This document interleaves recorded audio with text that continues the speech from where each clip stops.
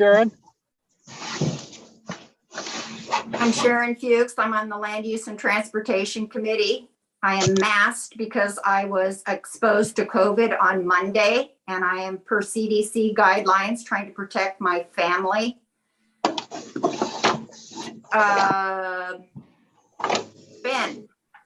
Ben Joy. I'm a neighbor on 64th and happy to be here. Susan. Hi, I'm Susan Ferguson, and I'm a neighbor on Sacramento and 62nd. And Great. Rain.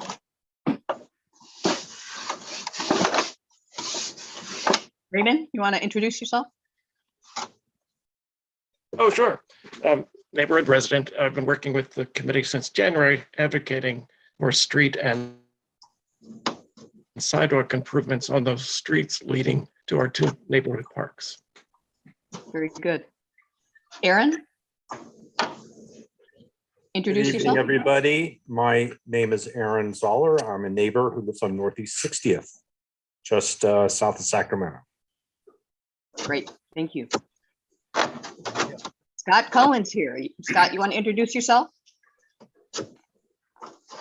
Hey, I'm Scott Cohen. I'm with Peabody. I'm going to talk about the project at Alameda, Sandy, and 57 tonight. Hey, Nick, do you want to introduce yourself? My name is Nick Putnam. I'm live in Rose City Park. Amanda?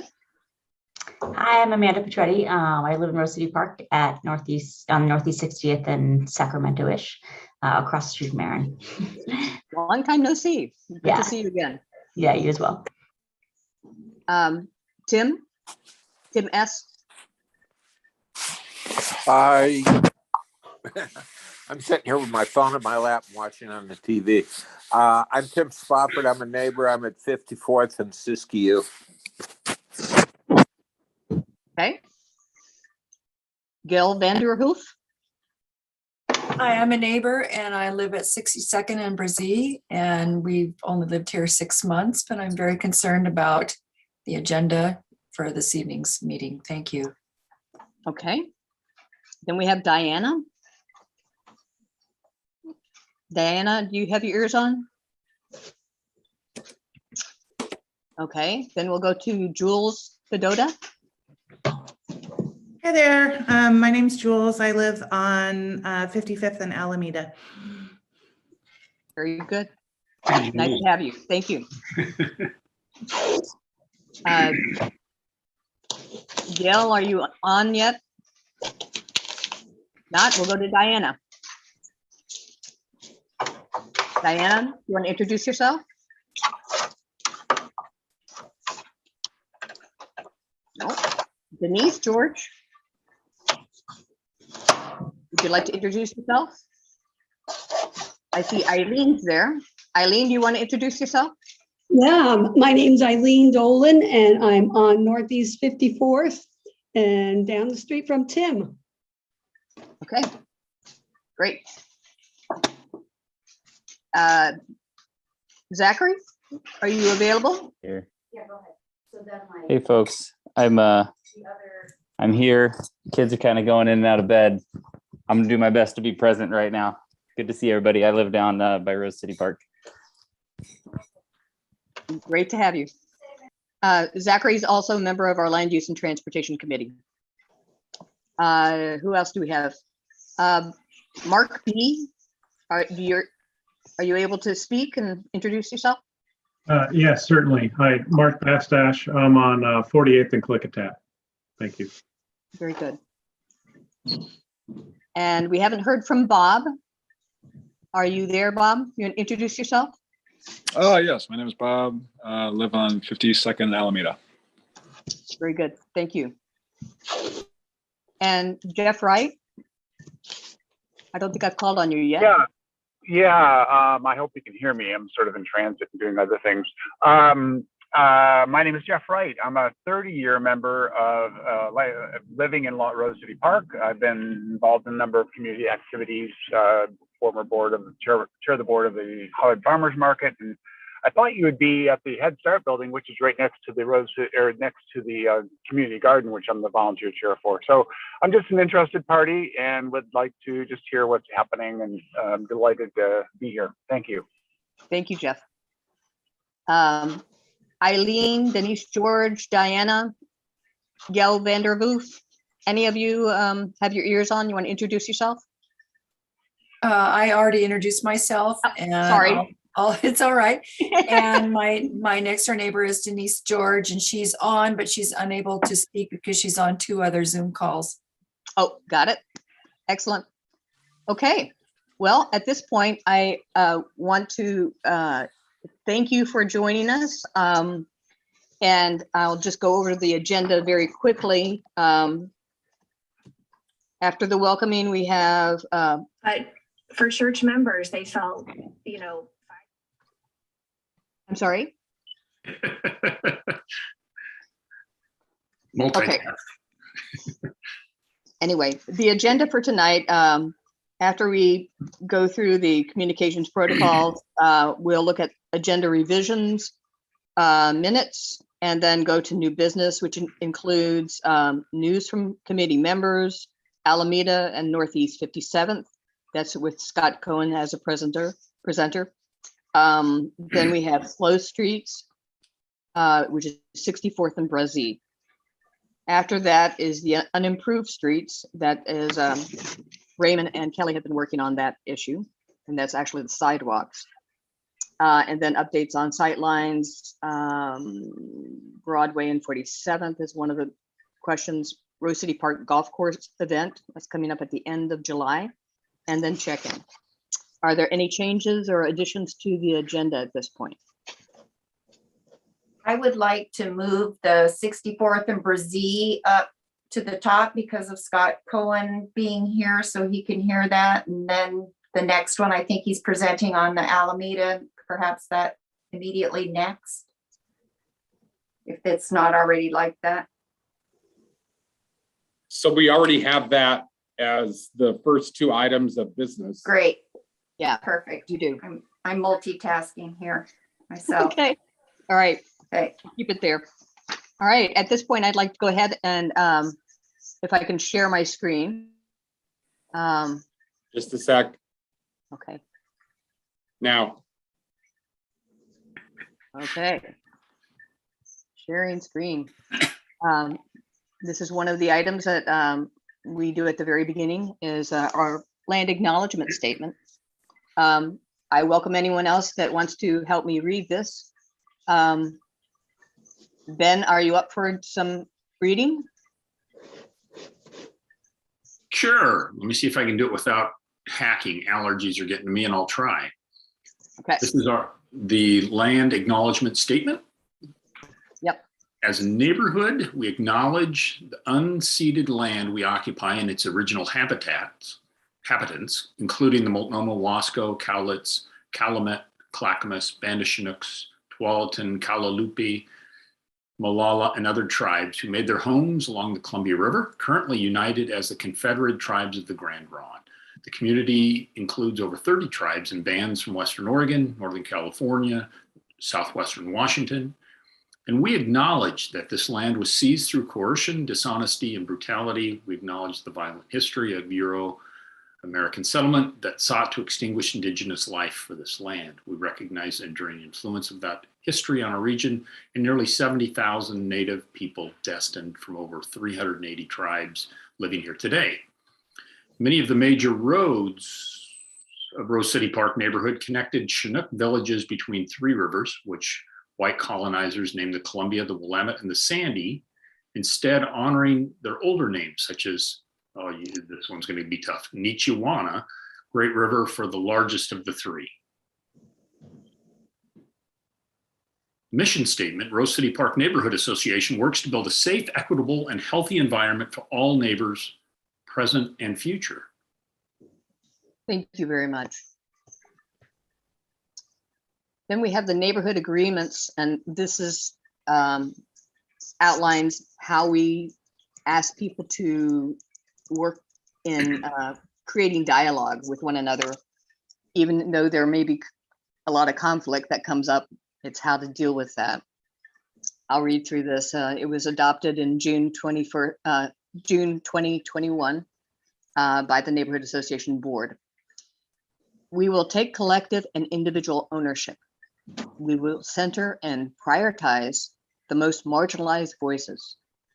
We will assume best intentions, and we will bring our best intentions. We will use ouch and oops to identify harms and to swiftly apologize and reply. We will take space and make space. We will listen for understanding and remain respectfully engaged. We will deal with issues, not with people. We will be willing to experience discomfort in difficult conversations. And we will expect that difficult issues will not be fixed quickly, but will continue to work to support and engage our neighborhood and related communities. Okay. Following that, we have minutes that are to be reviewed, I believe.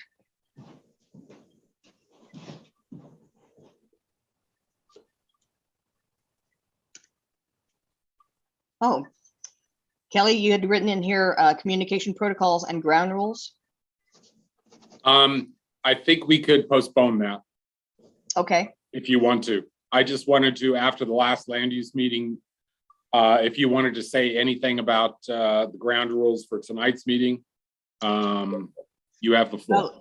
oh, okay. I do want to make sure that people understand we do follow Robert Rules of Order, and we do ask that if you want to speak, raise your hand. So then I can say, okay, you're next, so people don't end up talking over one another. And I will get to you as long as you make sure that your hand is raised and I can see you. And that is always somewhat difficult in dealing with Zoom because it's not very easy. So anyway, I wanted to make sure that people understand that I'm trying to create some protocol and make sure that everybody has a chance to speak. And if I'm missing somebody, put it in the chat. And then Kelly will poke me and say, listen. Okay, so I just want to make sure that everyone has a chance to speak and no one gets talked over. All right. At this point, Kelly, do you want to postpone the minutes or do you want to? Let's postpone the review of the minutes until after the two agenda items that are our priority for tonight. Okay, very good. Scott, and Scott, you have the floor, and this is on Alameda and Northeast 57th.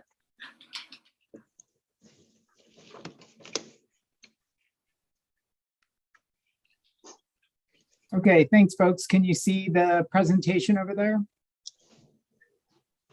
Thumbs up from somebody would be great. Thanks, Kelly. Okay, great. I guess we'll probably try to hold like big questions till the end, but if you have a clarifying question, please feel free to just, I guess, raise your hand or just blurt it out. I'm okay to blurt it out. Despite, I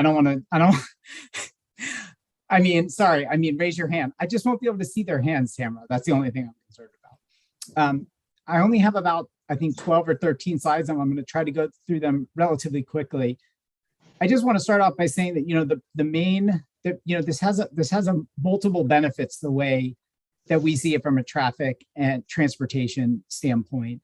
But the key to this really is that, the transit improvements. We know that slow and unreliable transit perpetuates inequities and really disproportionately burdens low-income households. And so we're really looking at the transit benefits of this first and foremost. And then we're seeing the other benefits that are coming through with this. So good, that worked. Great. This is the project status for the Sandy Boulevard Rose Lane projects. Rose Lane is Portland's projects to speed up transit. In the past, transit was just a TriMet kind of function, and PBOT helped them put their poles in the ground. But then we realized, the buses have, were really being impacted by the the traffic system, not just the transit system. And so we worked with TriMet to develop the Rose Lane project. What we're looking at here is it's not a great map, so you can click the link to it. Tamara has a PDF of the presentation, so everybody can have that.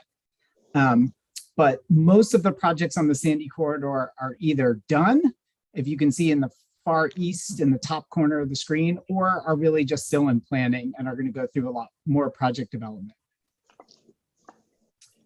So here's our project need for what we're proposing for 57 Sandy and Alameda.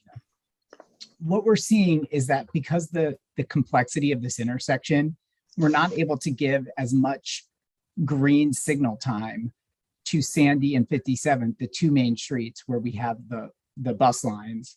And really the main place where we can help improve green time to give more through traffic throughput on Sandy and 57 is by removing some of the traffic that uses the Alameda leg of the intersection. So we've also seen that there's neighborhood cut through traffic on Alameda, which is a neighborhood greenway. So neighborhood greenways are our priority bike and pedestrian streets and are really the backbone of our safe routes to school system. So we've got, kind of those dual benefits there by removing the traffic and the desire to cut through the neighborhood on Alameda.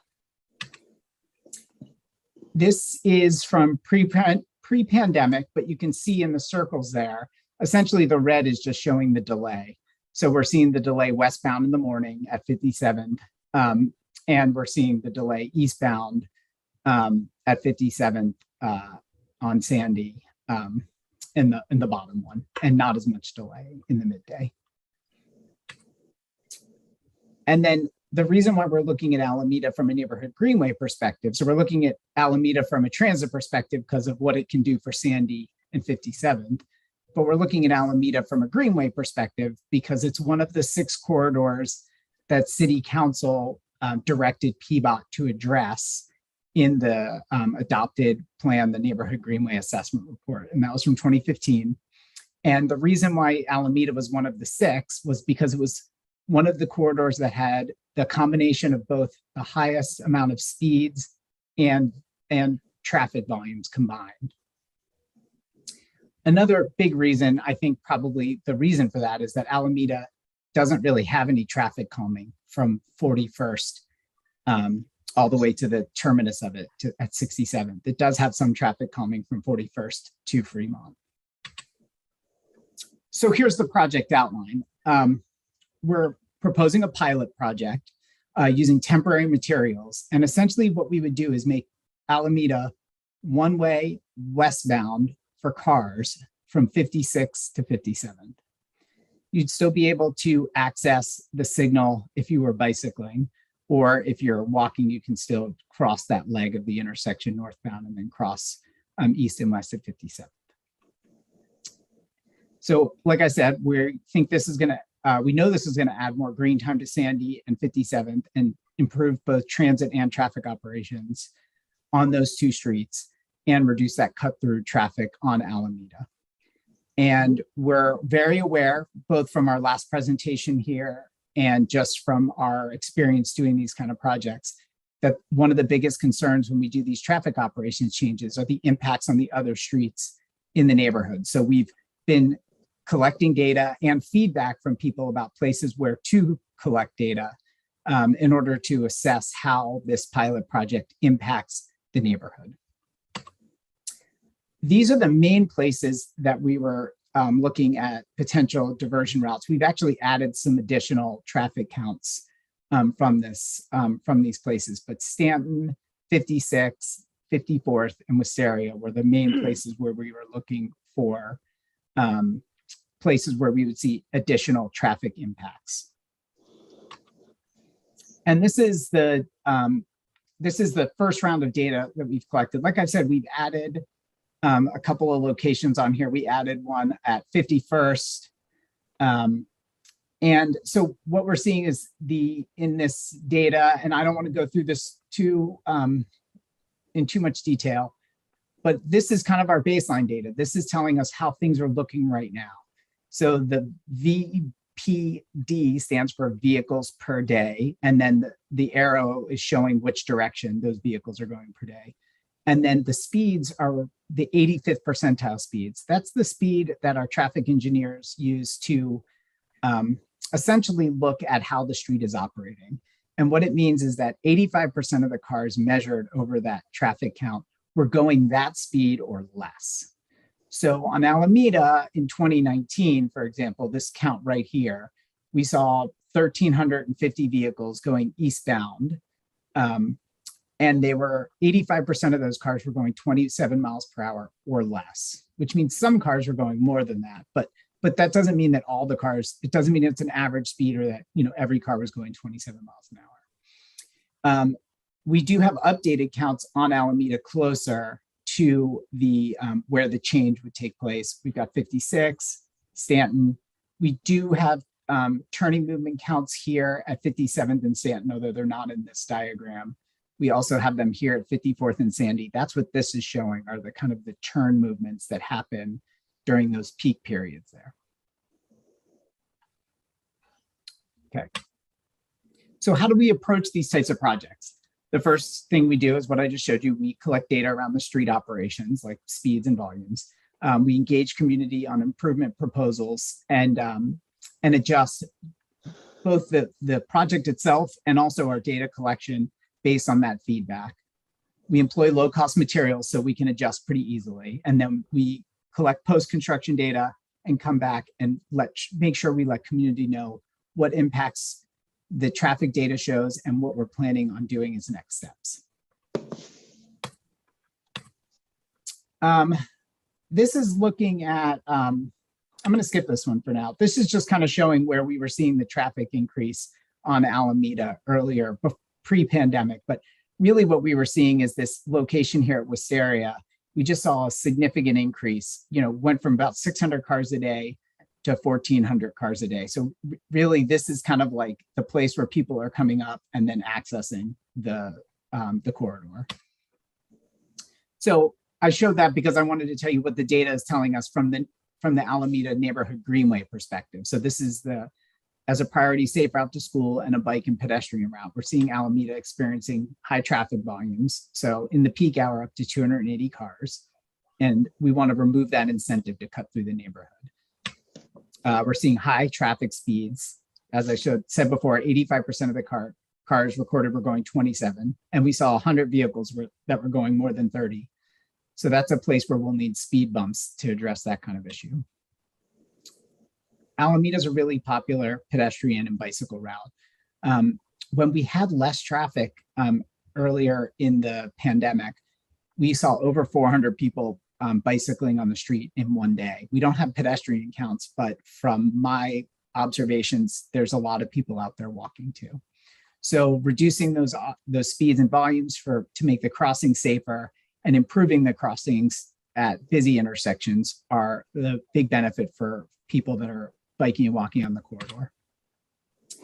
And then we're also seeing people using Alameda to avoid busier streets. So that graphic I showed before showing that kind of doubling from Wisteria, east and west of Wisteria, tells us that people are using that street to get up to the bridge and then using Alameda to access the signal.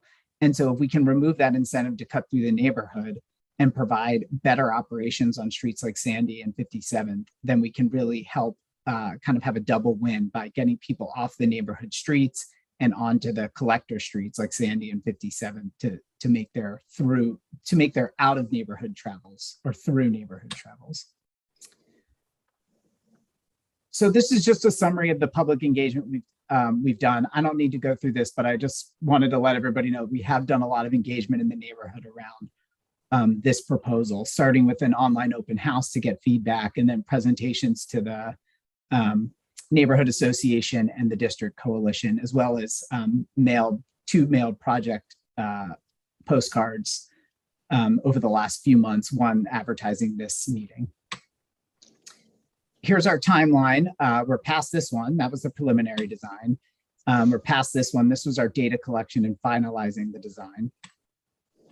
Here we are in spring. We mailed our notifications and we're aiming for construction of the pilot. It's actually probably going to be it's not going to be spring, it'll be summer at the earliest. And then if we are able to get construction in summer, then we will wait about 6 months to do mid-pilot project data collection and report back on those. And then about that time in the fall, we'll start outreach on additional neighborhood greenway elements, like I was talking about, pedestrian improvements and speed bumps for those other things that aren't addressed by this kind of change. I see Tim's got his hand up. Is that a clarifying question, Tim? Or are you just eager to get in? You know, I don't know how to categorize it. I have two questions. Number one, as far as I know, we don't know what's going to happen with the Southeast Vicariate, Southeast Asian Vicariate, and that's going to be a huge factor. And I don't know if you have any data or other information that has contributed to the team's work on this. And a somewhat analogous question is Fremont being the other end of the neighborhood for those of us north of Sandy. Is there any thought being given to how that will interface and how that will impact neighborhood traffic? Okay, let me try to address those last, because those aren't really clarifying questions. So let me just hold off on those for a minute, but you can get the first stab at the Q&A. Oh, look at that. We're at the Q&A. Tim, you get to go first, I guess. Is that okay, Tamara?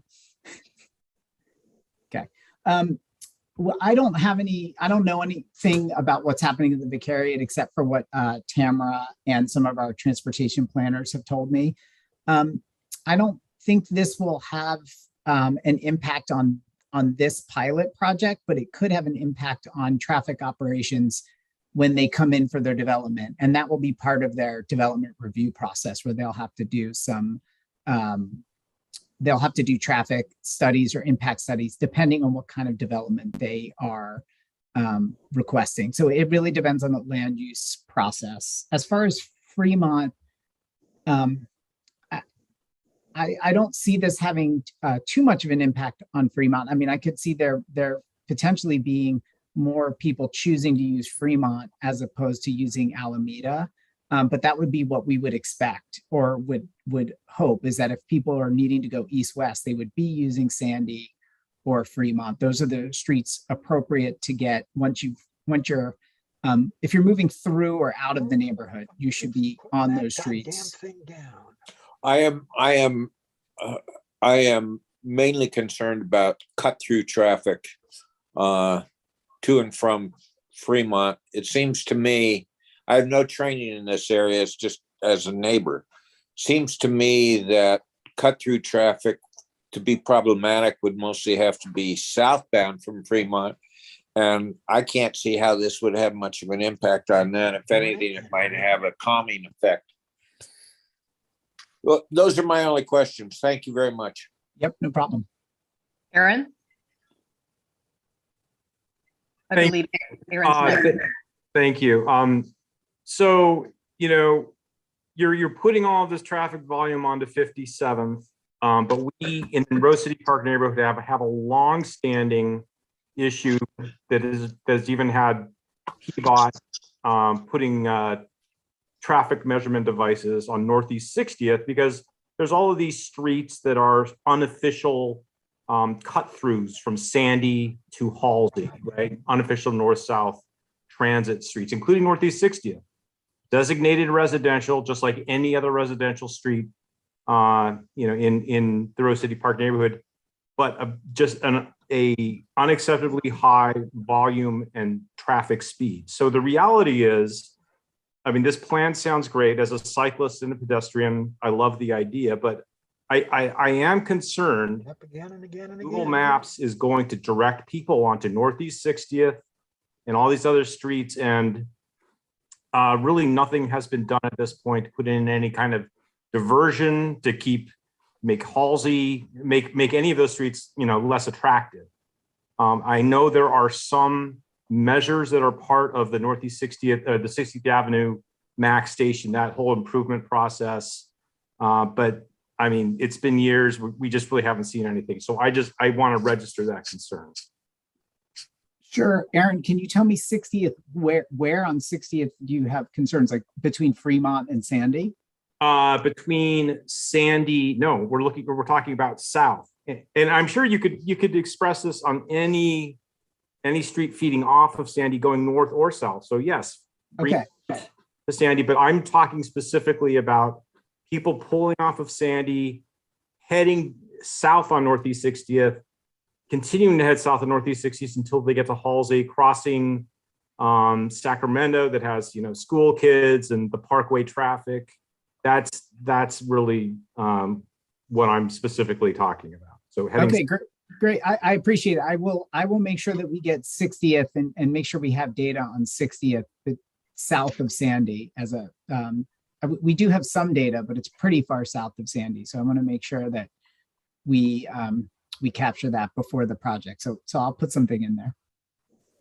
Okay, just a note. Again, we already have the data. We've already had some traffic measurement by PBOT. Oh, you have? Okay. Yeah. Okay, good. Okay, good. Well, then we can track it. Okay, just a note for folks, please take your hand down when you're done talking so you don't build up the stack here. Mark B, I think, is the next one. Sure, thank you. And Scott, I really appreciate your feedback via questions and email and whatnot. Your communication has been great on this topic. A couple of quick questions and observations. If I looked at the traffic count data that was conducted at Sandy and 57th, the last traffic count was 2010. I think things have changed since then, and I think in the post-pandemic world, our traffic patterns have changed a lot. So I'm not necessarily seeing all the benefits that might be talked about or anticipated on Sandy, given that our traffic patterns are still pandemic affected.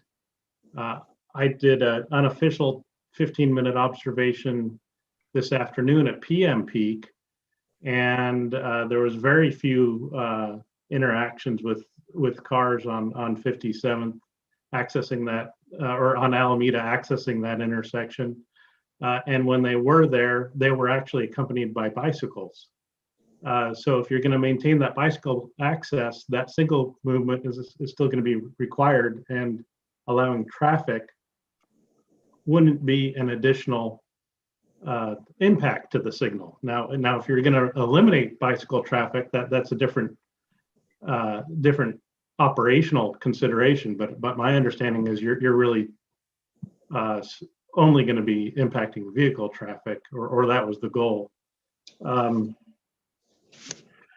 I don't know if you want to respond to that, or do you want me to go through a list of things I made? Sure. I mean, we do have a lot of people that bike on Alameda, but there's a lot more. I mean, like I said, in May of 2019, there was, almost 1,400 cars that were going eastbound on Alameda. Not every single one of them made it to the signal, but most of them did. We have 2017 turn movement counts at Alameda and Sandy, but it's going to be a little bit too much of a multitask ask for me to pull those up. But I mean, this is part of the reason why we are doing a pilot. I mean, there is a lot of bike traffic, but from what our engineers have looked at, they've seen that the signal call happens more frequently than just the amount of bike traffic. And so that by removing those extra signal calls, we can add that extra green time to Sandy and 57. So. And I want to say that the more critical time periods for that are going to be your peak hour. Yeah. This is really a peak hour problem or issue that you're trying to solve, but your tools that you're taking to it are really a blunt force elimination of it. And what you have not studied, I don't think, because at least I haven't seen a traffic study, is how this impacts weekend traffic with the church, both Lima as well as the lady, I'm sorry, I forget the name, And I think you're going to see that there's a fair amount of traffic that accesses that intersection that does not adversely impact the operational movements on Sandy. And what you're going to be doing then is forcing those folks through the neighborhood more so than is needed. The traffic count data I was seeing was not really focused on the intersection. It was more focused on inside the or further back from the intersection. I also think that I'd be curious on how you identify cut-through traffic, because in my observations in the neighborhood, it's not cut-through traffic, it's neighborhood traffic. This is our people generally accessing that route. I've not witnessed a lot of cut-through traffic recently. Maybe that was an issue in the past, but in this post-pandemic world, I'm not observing that at the moment. And I'm also not observing a lot of delays on Sandy outside of maybe the peak hour periods. I think, and I don't know what kind of data you have from TriMet in terms of their on-time scheduling and traffic information, but I suspect that they're running on time and on schedule, except for perhaps maybe a very limited time period. And so I'm wondering if there's a more surgical way to approach this. Okay. Yeah. I mean, we don't have there is no way to do like some people have offered like hey, what if you put up a sign that said, no traffic between 4 and 6, but it just, that kind of stuff doesn't work.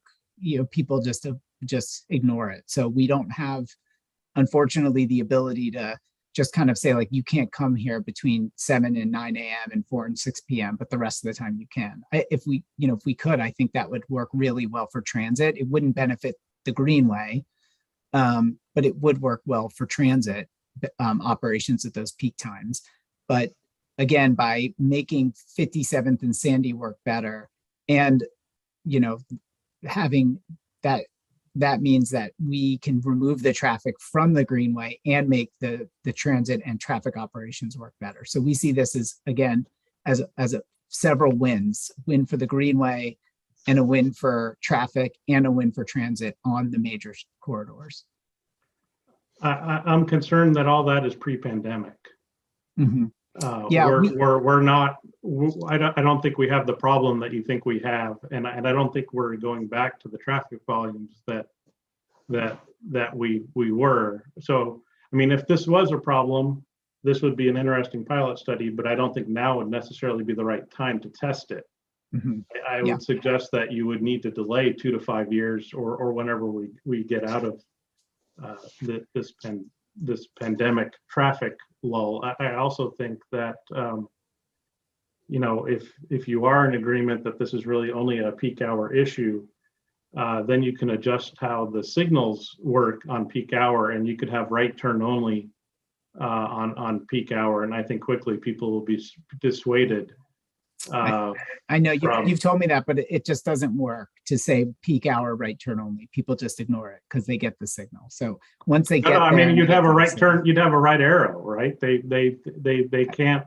But in order, but you'd get a right arrow, but then you stop the other traffic. People will go, and I mean, it doesn't work for operations. Engineers won't approve something like that where it's right. I mean, you could do a right turn only 24 hours a day.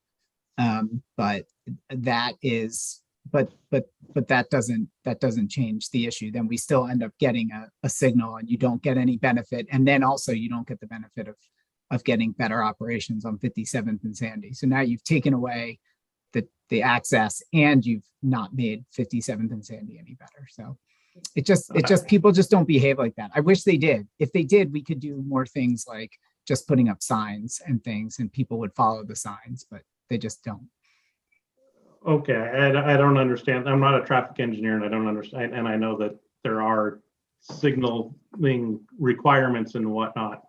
So I don't understand how but to a layperson, it seems like you could have a right arrow only between certain hours, and normal signal on other hours. But I think my overall concern is that the justification for this and the benefits for this are based on old data, and that you really we would be better served to see a complete updated analysis, a complete traffic study done by a traffic engineer to document the anticipated improvements and expected improvements on Sandy. Thank you very much, Mark. Good points. I think we have Jules next. Okay, so I think my main question has to do with the vicariate, just because vicarate, just because I'm right across the street from there. And I've had my pulse on it a little bit. And I think my overall concern is twofold. One is this a Band-Aid that we're going to have to undo in a little bit when this is sold? The property's for sale now. It's been zoned and approved for over 300 units. It's 3.42 acres. And so I'm concerned with kind of like, where does the responsibility lie for dealing with those traffic patterns? Because if you have 300 units on that site that don't exist now, how is that going to affect traffic in and out of either Alameda or Sandy? And then my kind of 1A question has to do with one of the slides that you brought up that showed, if we go ahead with the pilot as discussed, and 54th is the way to go eastbound to Sandy, what that's going to do to 54th, which is already a narrow street that's already a juggernaut anyway now. And if anyone is ever turning left onto Sandy from 54th, forget it. I mean, you're always backed up at least past Wisteria, and sometimes even further. And so for fire trucks getting through, et cetera, kind of I don't understand kind of the safety access, maybe going right turn only onto Sandy at 54th. And if you really want to, if you need to go eastbound on Sandy, should you be going via 57th? Those are my two kind of what if questions. The second one was, if you should be going eastbound on Sandy, should you go to 57? I guess what you asked? Kind of just because I feel like 54th is such a narrow street anyway. Mm-hmm. And at the bottom of the hill, when people are coming in and out, there's currently no parking on 54th on the east side of the street.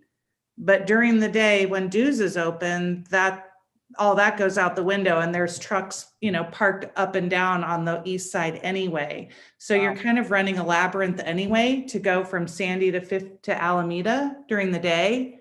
And it just worries me that 54th is so narrow that if you're cutting off your access to Sandy to either 57th and Stanton or 54th and Sandy, that 54th and Sandy is going to be super problematic for left turns. Mm-hmm. Yeah, I would imagine that at the peak hour that it would be really challenging to make a left turn from 54th to Sandy. And so we've definitely heard from folks in the neighborhood to keep an eye on 54th, not just for the left turns, but also for people that use it to turn right onto Sandy, that if there's somebody trying to take a left, it can back up. So that's definitely something we're looking at. And we've, done the turning movement counts and the volume and speed counts on 54th. I hadn't heard about the parking, so we can request traffic enforcement for that. So to keep people from parking in the no parking area, to help it to make the operations work better. And then is this kind of, I guess I'm just knowing that the development is imminent. There've been a couple developers that have come really close to the finish line and then not crossed it. So I feel like the development is imminent. Is this kind of a Band-Aid that we're going to have to readdress when these 300 units are there, or is there a long-term solution? Well, I mean, I don't want to put the cart before the horse. We're going to do the pilot first and see how that works and what happens with traffic patterns. I mean, we've seen in other places where we've done this in in denser neighborhoods that there's not an issue with having these kind of changes because there's other ways to move throughout. So it's not like it's not creating a place where it's not creating a dead end. There are other ways for people to get out of the neighborhood. So we don't foresee issues with 300 units there. I mean, but that's probably another question. It shouldn't change. It shouldn't impact Alameda negatively, nor should it impact 57th and Sandy. They should be able to handle that amount of traffic. Okay. Thank you. Terry, I believe you're next. Me? Okay. Yeah, sorry, I was putting up the wrong hand. I have to agree with Mark as far as the getting onto the street, and I think he somewhat answered my first question. I'm wondering why we're not eliminating the bicycle crossing, because that does take up a lot of time. I've been there. I also wanted to say that the drivers of the neighborhood people seem to be the marginalized voices in this conversation, while other outside groups have much more influence. And then finally, my other question, I said you've somewhat answered one of them, but my second question is, if these are shared streets, how come the costs aren't shared? Getting ready, but now, can I call you back, or can you call me back in 10 minutes? I'm in a neighborhood. I mean, the cost is shared. It's a public works project, so we're all paying. Yeah, but for it's, the money's coming from the gas tax and the drivers. It's not coming from the bicyclists and the people that roll and that sort of thing. It's coming from one source, and yet these are the people you want off the street. That's how we fund things, is through parking revenue, gas tax, and that's how the transportation system is funded. Okay. What about my other question? How come you're not cutting out the bike crossing? Because that does take up a lot of time. I've been there when bikes have crossed. Yeah, absolutely. So our policies all are prioritizing transit, pedestrian, bicycle movements, and so prioritizing the people that don't pay over the people that do pay.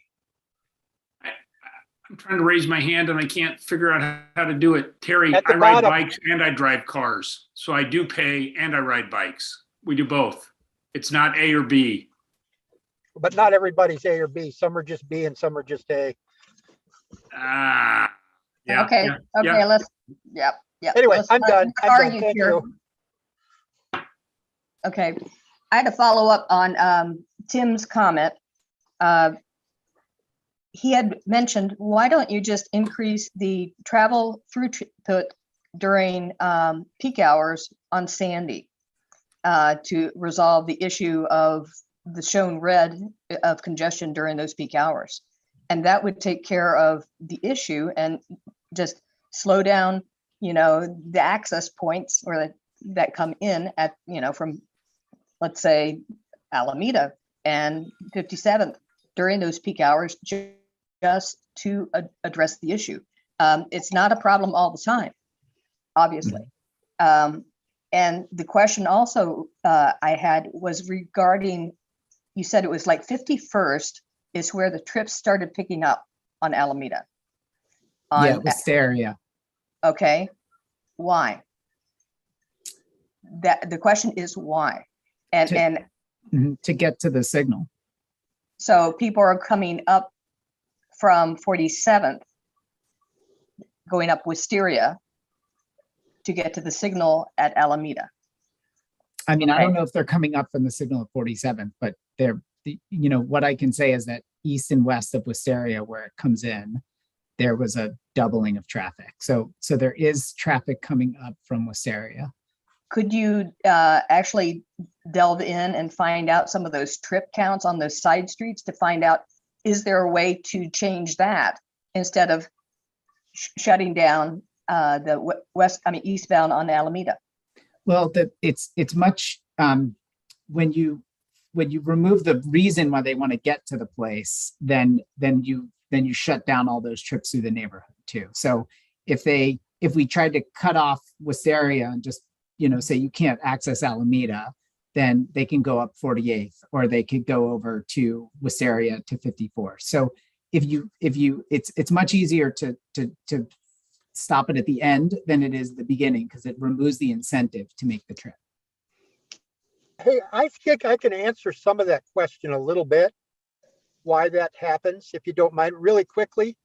They're coming from the post office because you cannot get back onto Sandy going eastbound very well from the post office. So people come up. I do this, come up from the post office, take Alameda to 57th so that I have a signal to get back onto Sandy. So that's, I think, where some of them are coming from. Good point. Good point. Okay. Sorry to chime in, but I thought it was important.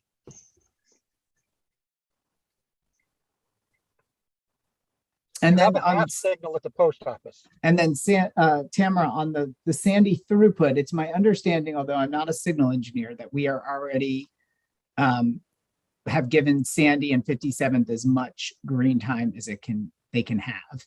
And that every time a vehicle comes up and triggers Alameda, we're holding Alameda as long as we can until the signal cycle length goes. Now, I don't know the technicalities of the signal cycle length, but I know that would have been the first thing they would have looked at. They would have said, let's increase the signal cycle length. And my understanding from just the basics of signal engineering is that they are timed for peak hour to have more green time for Sandy and 57th, but that there's still enough calls on Alameda that, and even with Alameda being deprioritized compared to those, it still is causing the congestion issues for transit and traffic. It seems like if you put, you have the digital readers. And so if you have maybe a stack of 2 cars, or maybe 3 cars, then that should shoot the peak. If it's just 1 car, then let it pass through the cycle a couple times before they can go. Yeah, I'm not sure the technology is quite that advanced. Oh, come on. We have Zoom meetings on our phone. Of course it's that advanced. I don't see why it couldn't be. I just don't think it is. I mean, could you check on that? Sure, I'm happy to. Okay. I appreciate that. Hey, Tamara, we've got a couple folks who have had their hands up, Amanda and the Rourkes. I don't know if you see them. Okay, works. Yeah, thank you. Thank you. I appreciate, I just one comment and then a question. Comment is that I think it's a very good point that people have is a lot of the reason why that traffic may have picked up that from neighborhood traffic is there's very few safe places from the north side of Sandy to make a left turn. And so, many people go to 57th because it is one of the only places you can make a safe turn in this kind of entire region. It's a very dangerous area, to cross that traffic, especially during peak times. But the question I had was about the timeline. So once you implement this, this pilot program, when will you be doing this traffic studies for those to see what's doing those side feeder streets? And then also with that, will you be documenting wrecks? Because I know a lot of people get in wrecks trying to turn left across Sandy. Yeah, let me start with the crash question first. Our crash data is notoriously delayed, but I can ask our Vision Zero team if there's like 54th and Sandy is like a particularly problematic place, I can ask them to talk to the police bureau. The way the crash data comes is the police bureau reports it, not to PBOT, but to the state. And then the state reports their crash data about 18 months afterwards. So like right now we just got 2020 data. So we're really lag behind, but we can ask the police bureau if there have been crashes. They won't report all crashes, only serious crashes. So it's not perfect data, but we can look at that if there's like a particular intersection that there's concerns about, like 54th.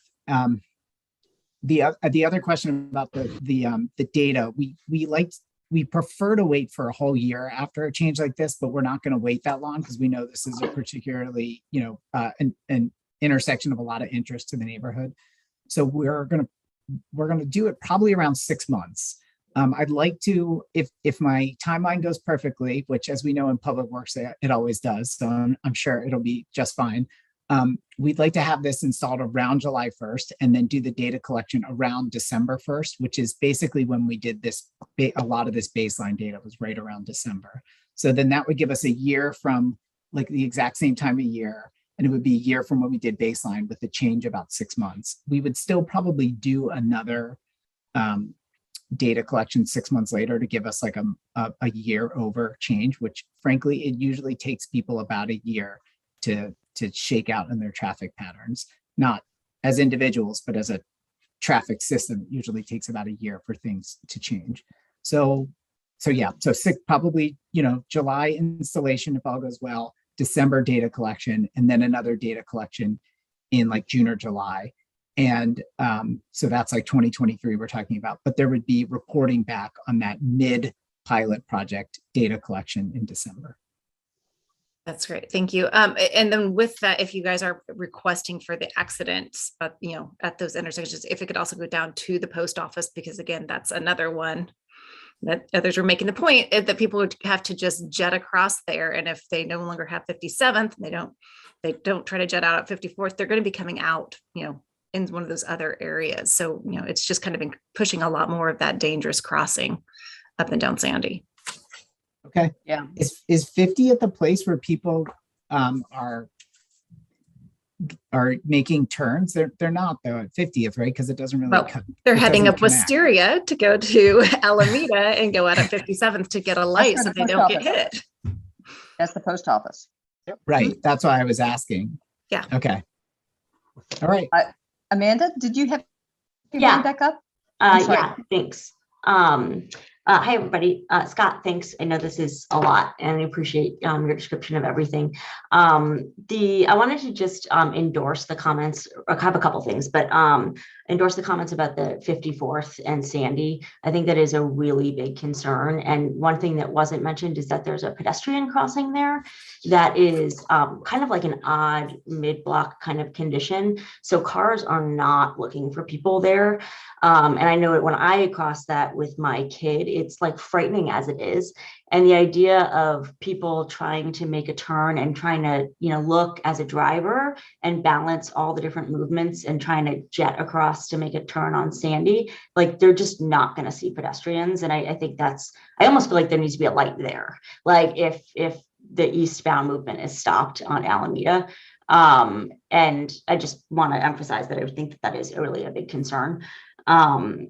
But the other couple of things I want to mention is just that I think a lot of us have some PTSD from when modifications were made to the 57th and Sandy intersection about, I want to say like 10 years ago. I could be off on that timeline. I know it was more than 5 years ago, because you used to be able to go from the east side of the intersection on Alameda out to that light and go through the intersection to take a left on Sandy, or go across and continue Alameda across the intersection, or go right, left on 57th. And that movement was stopped. You can no longer get out of the Rose City Park neighborhood at the intersection heading west. And it's a really big problem. When that happened, either there wasn't a lot of engagement or I just wasn't, aware at that time. And when that happened, it caused so much more cut through traffic through the rest of the neighborhood that we're still living with the repercussions of. Sacramento, which is between 57th and Sandy, is a very narrow street with parking on both sides and is very residential. It got a huge influx of traffic there. And what happened was that since people can't get out of the neighborhood at 57th and Sandy anymore, Sacramento all along the neighborhood became a lot busier. And that goes right past Rose City Park Elementary School. So there's like the morning is a disaster there. The buses can't get through. There's so many cars trying to get through at the stop sign at 57th and Sacramento. And I just feel like this is going to cause the same thing to happen on the other side. And what we should be doing is walking back, actually, what happened, way long ago at the intersection. And Northeast 60th got a lot busier as well, because people coming from the neighborhood that wanted to go, let's say, east on Halsey or something like that, now cut down 60th because they can't get out at 57th and Sandy. So I feel like that I'd actually love to see it returned to be able to get out of the Rose City Park neighborhood at 57th and Sandy, because all of the residential streets are overwhelmed as a result. And we haven't gotten even a speed bump, like in the neighborhood to address that. So I'm just really skeptical that the other impacts are really going to be, oh, sorry, I see a chat comment. Can't get out of the neighborhood. I'm thinking about Northeast 57th and Alameda on the east side of the intersection. Zachary had a question on that. And right now, basically the run of Alameda, which is a really nice wide street, like is not used for auto traffic, basically, heading west in that whole area, but all of the narrow little residential streets around are. And that's a problem. Like the cars didn't go away. Like they just went on smaller streets. So I do think the same thing is going to happen on the other side of Alameda. And I think we still need to fix the problems that were put into place a number of years ago. And then also just want to call out that the Alameda on the west side of this intersection that we're primarily speaking about in terms of the Greenway, there's an odd disconnect between that effort and the effort for the Sacramento Greenway in the Rose City Park neighborhood. And I would like to understand how those things are connecting or relating to each other, because right now, because of the turning movements that were reduced at 57th and Sandy, Sacramento within the neighborhood has become a car area, but then we're trying to make it a greenway for bikes and pedestrians. And then Alameda is this nice big wide street that you can't really get anywhere from and is no longer the greenway. So I just think across the two neighborhoods, the connection there's not a logic of how these greenways are connecting to each other. I think they should, it would be great, but it's just like we're trying to make roads there's just a discontinuity there. And then I guess the last thing I'll say is that there seems to be a gap in the logic about how we're doing multimodal streets. Alameda is a super wide street that, from my experience, both as a biker and a driver, has never been a problem with conflicts. There's a lot of room for people to bike and cars to get around them. There's nice wide sidewalks. There's just that's where we should be having multiple modes of traffic or movement. And it feels weird that we're shutting that down. Like even when you look at the plans that you had, Alameda is huge on both sides of the intersection. And all the other side streets are tiny. Even without the additional traffic, you can barely have two cars going both ways. Usually you have to pull over to let the other person go and then you can go. And I just think I don't understand the logic of why we would be going through all of this effort to reduce movements, because it's just going to push cars onto the outside streets. Sorry, that was my soapbox, but. Okay, well, I'll say, Alameda is the same width as almost not as, Alameda is a very similar width to many of our greenways. It's 36 feet wide, which is what most of our local streets are. I know we have a lot of other residential narrow streets that are like 24 and 28 feet that create queuing streets, but Alameda is not really, frankly, wider than most of our local streets, and many of our greenways are on 36 wide feet. Look at your map. It shows like physically it is much wider. I know that's because it has very low parking use, so it feels wider. So you've got 16 extra feet that creates actually more, can create people the illusion that the street's wider and they can go faster. So it's actually not beneficial for the greenway operations because you see people going faster. But it's a super curvy street. I get it. The data is just pretty clear that people are going pretty fast on the street. But when we did, I wasn't. If I was at Peabody, I definitely didn't work on the Alameda, this signal project that happened there. But I know that we've really changed our approach to these kind of operational changes, and we, I don't think in the past we used to collect the amount of traffic data in the neighborhood to see what the impacts were, nor did we do things like, we didn't do this as a pilot on Alameda when we changed the signal, 10 years ago. That change just happened. And I don't think there was again, I wasn't a part of it, but I don't think there was a follow-up about like what happened to Sacramento or 60th. That is not our approach. Our approach is to do this with temporary materials and to get feedback on what streets are going to be impacted before we do this. Make sure we collect that data before and after the change, and then come back and let folks know what we're seeing so we can talk about what the next steps are. So I think we're taking a pretty different approach than we did in the 10 years ago when we changed this signal. Okay, Zachary's next. Great, thank you. Thanks for being here, Scott. I have two questions, and I'm a little nervous to ask the second one because I think you may have answered it and I may have missed it. So just tell me so if I did. So the first one I had was around, do you have some data around differentiating? I think Mark kind of alluded to this, how many cars are cut through, people who are moving longer distances versus how many cars are local.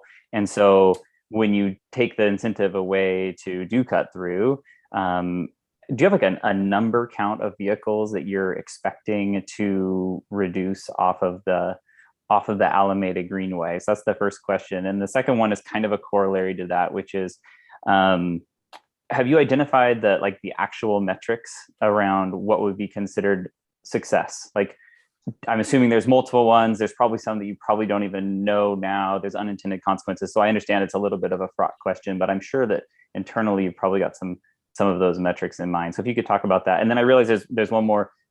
In the conversations that have come up here and some of the testimony, there's been a number of people who have talked about speeds on Sandy. So like the pedestrian crossing near 54th, making a turn on 54th, on, well, any one of those number of streets down below. Have there been conversations around doing some very intentional infrastructure work on Sandy to slow folks down? I mean, it literally looks like a raceway, right? It's super wide, super straight. Has there been some discussions around just like, let's make that a slower street, and here are some of the various tactics to do that? Do not know how to send it. Sandy is, identified as one of our high crash corridors. So it is, there are conversations that happen with our Vision Zero team about what we can do to improve the safety. So you can't put speed bumps on a street like Sandy, right? So we talk that on places like Sandy, we talk about things like, speed enforcement cameras or red light running cameras. Those have been extremely challenging for us to get implemented, first through the state legislature and then through the police bureau and then through purchasing. So there's just been a lot of challenges, but those are the kind of tools for Sandy that would be appropriate. Our metrics for success are going to be, looking at transit operations and looking at the Greenway operations. So I don't have the transit numbers in front of me, and I'm not, that's not my expertise, but I know that I can get those for you all about what we're looking to see for improvements for the 12 and the, it's not the 70. What's the other bus? Is it the 70 on 57th, 71? For those two bus lines. On the Greenway, what we're looking to do is to try to bring the volumes to our operational guidelines. So we want to see less than 1,000 cars a day total on Alameda, and we want to see less than 50 cars in the peak hour at the peak direction. So those are our goals for the Greenway. This is unlikely to accomplish that. It would require probably more operational changes along the corridor, but those are the goals we're trying to get to. What we're definitely trying to do is to bring the number of the peak hour on the Greenway down below 100 and to bring the all-day volume down below 1,000 in each direction. So what we're really seeing Greenway-wise is peak hour traffic that is creating conditions that make it uncomfortable to bike and walk on there. And so we want to bring that to a place where the guidelines say that you're going to much less likely to get passed by a car, because that's the thing that's most uncomfortable when you're on a bike is being passed by a car. So if you've got 50 cars in an hour and you're biking along on a 10-minute ride, you're probably going to get passed by a car about once. But if you've got 100 cars in an hour, you're more likely to be passed like 4 or 5 times in that 10-minute ride. So you can imagine, a family biking from along Alameda with 100 cars in an hour coming along is likely to be passed pretty frequently, which makes an uncomfortable bike trip. So that's the Greenway metrics, which obviously I'm more well versed in than the transit improvements we're looking for. But I do know that what we want to see on the transit lines are that peak hour times where we're having the delay go from, essentially red on that area to orange and green eventually. Can you talk a little, I'm sorry, I'm jumping on one more. You identified that this probably won't meet the threshold for the Greenway metrics. So if it doesn't, are there other tools that you all have that would be able to achieve that? Yeah, more things like this. That's frankly what Greenways need in order to meet the operational guidelines. They need more disincentives for people to use the street to move through. But we're trying to be, instead of just, putting in operational changes like a diverter every few blocks, what we're trying to do is be really surgical and hope that by doing a small change in one place, we can really have a big impact through the rest of the corridor. And so that's been generally our approach. We've had pretty good success, like on Southeast Clinton, we were able to bring the volumes down almost 50% with just for the whole corridor from 50th to 12th with just 2 operational changes at like 32nd and 17th. And that really took the street from more like 3,000 vehicles a day to below 2,000. So that's the kind of changes we'd like to see with a project like this to have a big impact on that cut through, but we really don't know until we do it, which is why, on Clinton as well, we did it with temporary materials. Thank you. Art, you're next. Sure, thank you. So are you, with the traffic study data that you have and the time delays information that you have, how are you going to measure success if you don't have something current? Are you doing a traffic study this month if you're going to be implementing? Because your data is pre-pandemic in a lot of these cases, and so you can't compare. It just doesn't. You're not going to be able to make a measure of a success. And I would assert that I don't think you have the problem that you thought you had on Sandy anymore. Mm-hmm.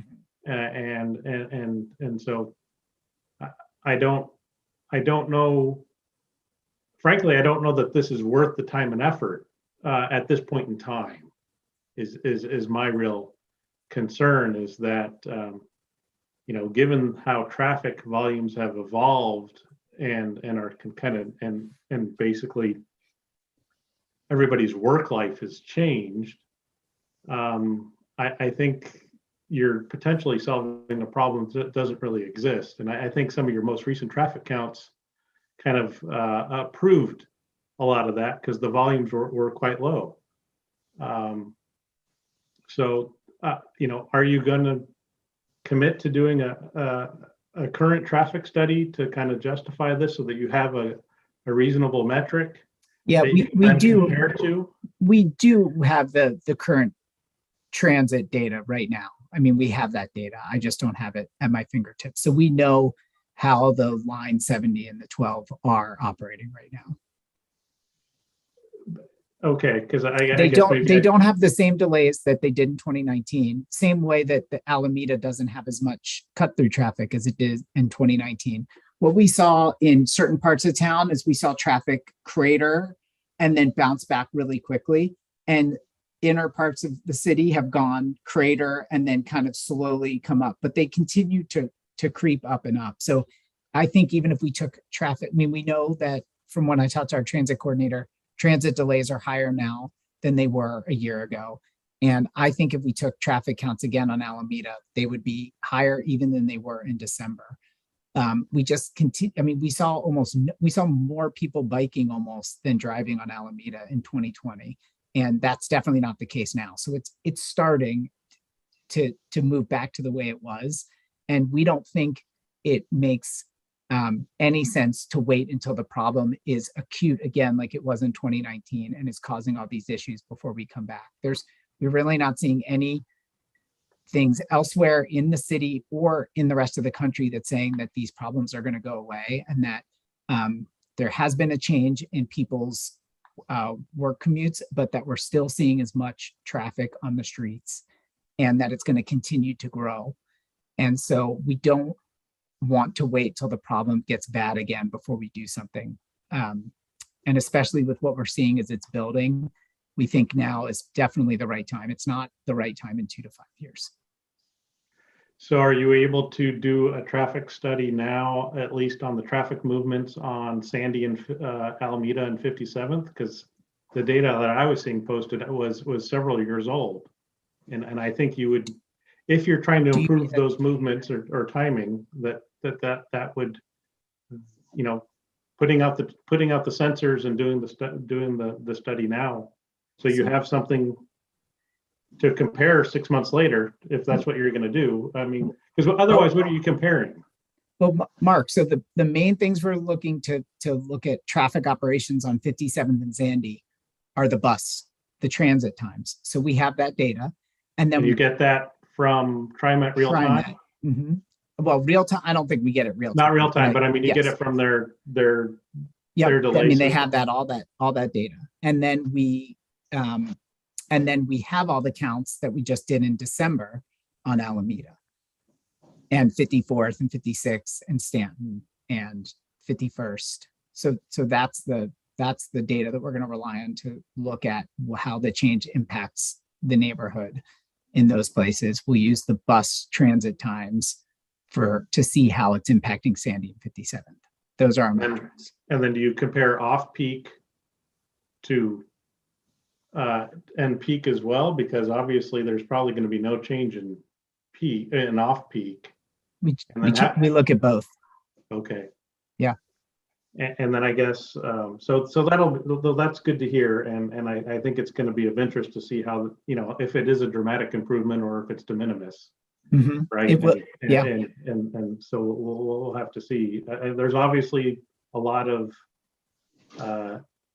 uniqueness, I think, into this particular intersection and the impact it has on the weekends. And I didn't see any data on Sundays in your traffic studies. I don't know if you have any traffic counts on Sundays, particularly with how the churches functioned, but that would be another point to look at, because that was, you know, a pretty distinct source or demand. And I guess lastly would be, I appreciate the postcards. I do think that you might have gotten even a larger attendance if you were able to post signs at the intersection. And I don't know if that's something that you've considered in the past, or if that's feasible. Yeah, I think we could.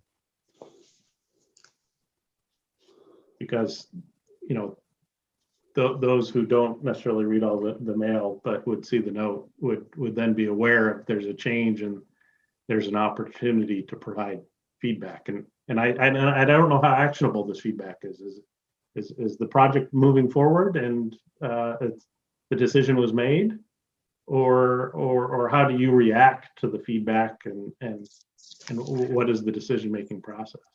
Sure. So right now the feedback we want to hear is, you know, where should we be looking to collect data, where there are challenges or concerns, and so that's what we want to hear. I understand that people are really worried about how they're going to get onto Sandy, or that, you know, there's going to be a lot more traffic on 56 and 54th. Those are all valid concerns, but they're not enough to stop the project, because they're concerns that we want to track and see how they play out. So nothing has been decided, but, you know, there's not been anything along during the feedback process that we've been going through for, you know, more than a year now, that's told us you should not do this because of these things. I understand that not everybody likes this. That's very clear. I totally get that. And that is part of our, you know, looking into these projects and thinking about how we're going to do them or if we're going to do them. But there's also, the feedback that tells us, what is going to make this better or what may make this a failure. And that's the kind of feedback we're looking for. Okay, I appreciate that. I guess the one thing also that I am generally concerned about, and I think a lot of people in the neighborhood are concerned about a little bit is, if you end up just pushing people up towards Fremont is already congested. We already had a fatality, and that's the worst of what could happen, obviously. So, any other relief points that get cut off that force traffic up that route, I'm not sure are overly beneficial. So I don't, obviously Fremont's another issue and another topic, but I don't know how you plan to monitor any of that. To monitor Fremont or to monitor the streets that lead to Fremont? Either or. I don't know what would be appropriate. That's not my area of expertise, but I do know that, if as you're saying, this is a cut through problem, which I have not witnessed, but if it is, then those people are no longer going to cut through and they're going to be on Fremont. And we already had a fatality on Fremont. Yeah, that is totally true. That Fremont is the appropriate street for people to be driving on to get, through the neighborhood. So, the fatality was tragic, but it's not about the amount of traffic that's on the street. And so Fremont, 57th, Sandy, 33rd, 42nd, those are the streets that people should be driving on to get out of the neighborhood. Those are kind of the out of the neighborhood. And then they can use whatever street they're originating on to get to one of those streets. And that's why I want to know what is the street that people are concerned that is, I know 56 is a big concern and 54th, but again, are there others? I heard from another neighbor about 51st because of the way it comes up from Wisteria. And so we're looking at a traffic count on 51st. That's kind of the information I want to get. We're not as concerned if there's an increase in traffic on Fremont, because that would be an acceptable and frankly probably wouldn't be attributable to this change. But if we did see the traffic move to Fremont, that would be fine. That would be what we would expect. And we expect it to go to Sandy and 57th and maybe even Fremont a little bit. I have a couple more questions for you. One is there a way that you can do a traffic count of the traffic coming from the the post office that would climb up to Alameda? Is there a way that you could check all the outlets and see how many of those are coming from the post office that are causing the additional trips up to Alameda at that point? And if it is the added 600 that kicks it over 1,000, is there a way in which instead of impacting Alameda, make a signal intersection at the post office to allow people to turn eastbound? Because that's the issue, is if and I think folks are right, and Terry's right, that a lot of the traffic is being generated from that site.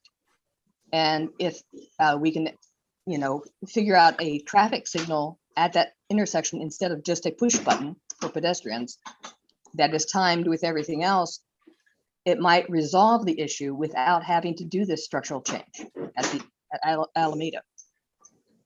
So you're saying that people are coming north on 50th from the post office, and then they're turning on Brzee and then catching 49th to Wisteria, the way it curves around. Is that kind of what you think the traffic pattern would be?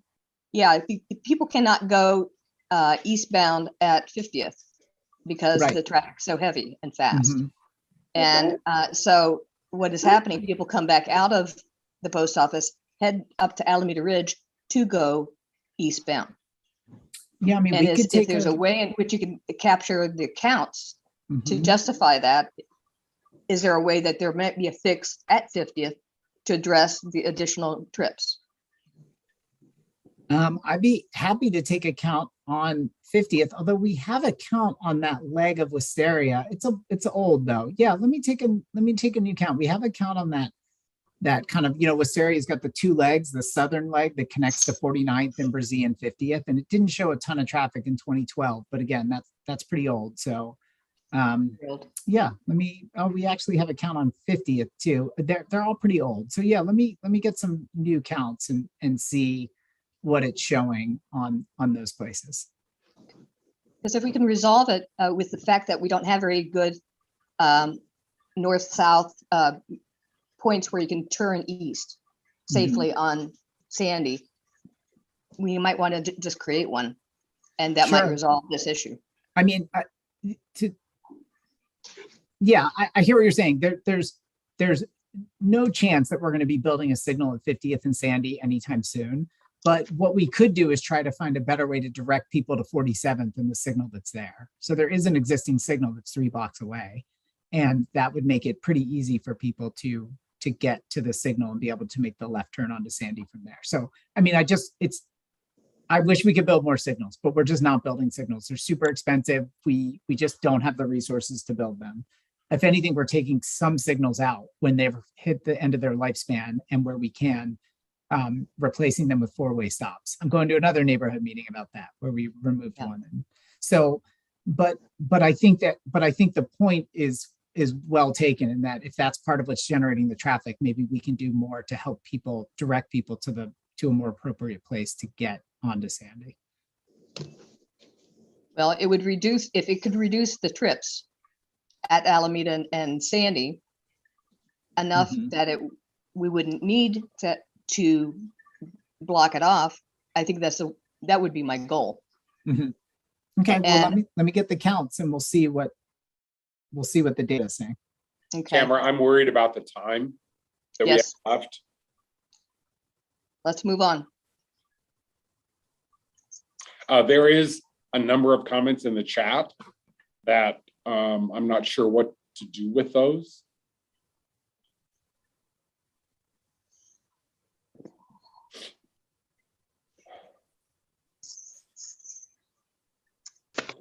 I tell you what, why don't we forward those comments on to Scott after the meeting, and once we download the recording, and he can look through them and see if there's ones that need to be responded to.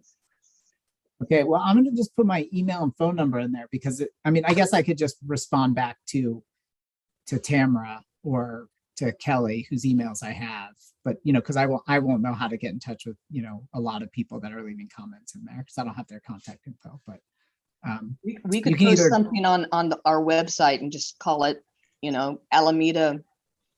Sure. Yeah. Okay. Sure. Okay. Sorry for the late time. It is 8:39. Is that right? Do we want to go ahead and take a stab at the Brzee situation? Good, because Scott's here. Yep.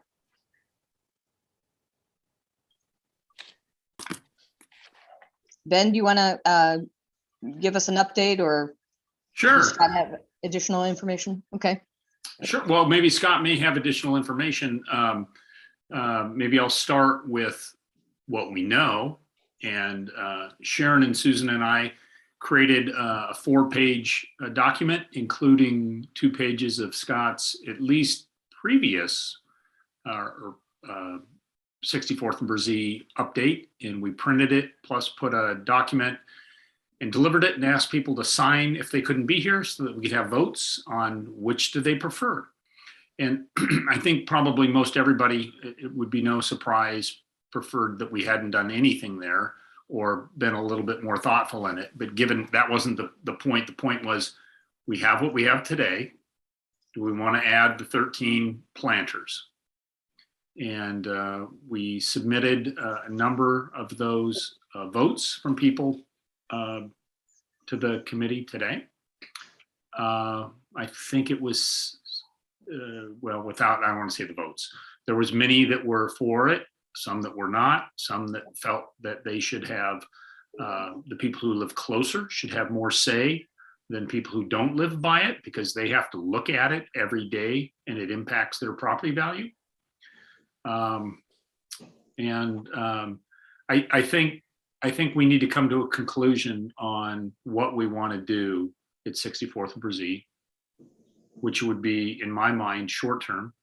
And then down the road, I would like to start some sort of a visioning campaign, if we will, that what do we think we want it to look like? I think there's a lot of really great, probably more expensive ways to enhance our neighborhood and solve livability, walking, looking nice, viewing the mountain as a view corridor. And we need to get more input into that and be thoughtful in that process. But at this point in time, the question is, leave it as is or add the concrete planters.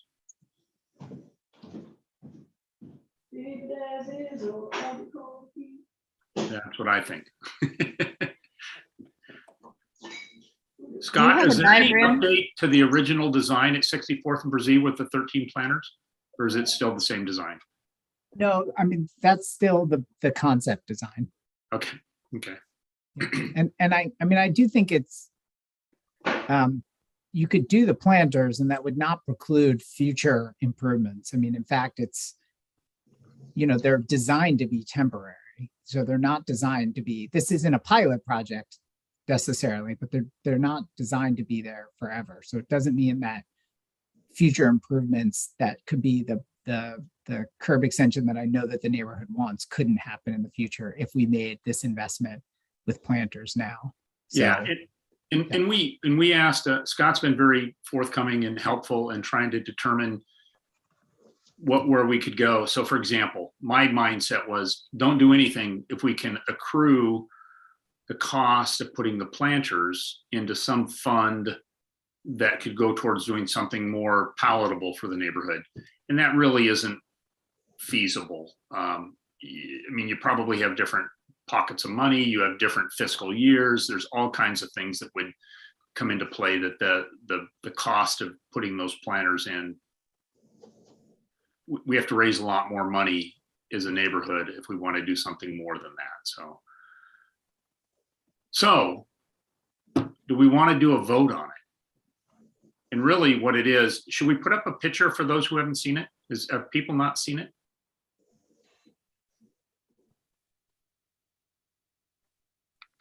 I have it here. I think a picture is always helpful, Ben. What's that?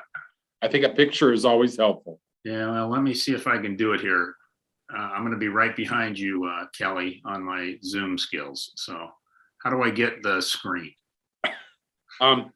Share screen below. See the green? Oh, there it is. Okay. Okay, I'm going to do this. Okay, hopefully you can see this. This is what we went out. Sharon, Susan, and myself put this together. We did a Google Maps, did a picture, kind of gave an outline of what PBOT wanted to do or was offering to do to make it different than it is. We gave people an option to sign and vote, and then they came and dropped them off, and we compiled them. Here's the original plan. It came from Scott. So basically we removed the nylon batons, wiffle ball bats, and put in 13 roughly 2 feet high by 5 foot planters. There's 13 of them. We have some options where we could do gravel and then soil, so that if we wanted to plant them and maintain them as a neighborhood, we could do that. They would turn them upside down and just have them be little flat things on top. They could put nothing in them. I would suggest that having gravel and dirt might be nicer. I'm sorry? They're closed. Yeah, I'm just using their internet. Oh, I'm sorry. Okay, so this is the design. So it really is the same thing. You have the same footprint, but the batons come out and these concrete barriers go in. There's no doubt that I'm not a fan of these things. What I do think this buys us as a neighborhood is a couple of things. We're trying to balance the desires of those of us who've been here and know what it was like and feel that there wasn't an issue. We have younger families that do feel there's an issue, and rightfully so, and we got to find some way to balance and make everything safe. This is an interim solution, and I think that we can come up with something that would be better, permanent. What I think this could do for us in the short term is make it potentially safer for people walking through there until we come up with something more permanent. And these are the options that have been presented. So it really is not this is not a discussion of, do you hate it?